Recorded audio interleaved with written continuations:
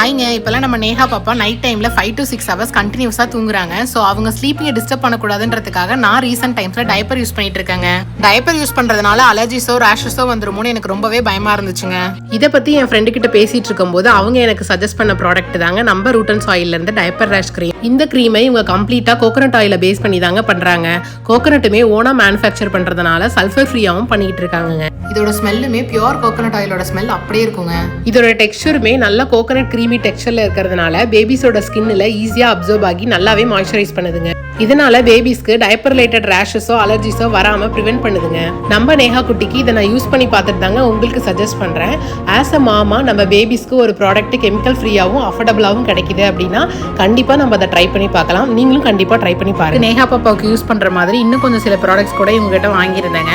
So உங்க சர்க்கிள்ல new mom or mom to பியா இருக்காங்கன்னா அவங்களுக்கு இந்த வீடியோவை மறக்காம ஷேர் பண்ணுங்க. கண்டிப்பா உங்களுக்கு யூஸ்ஃபுல்லா இருக்கும். பாய்.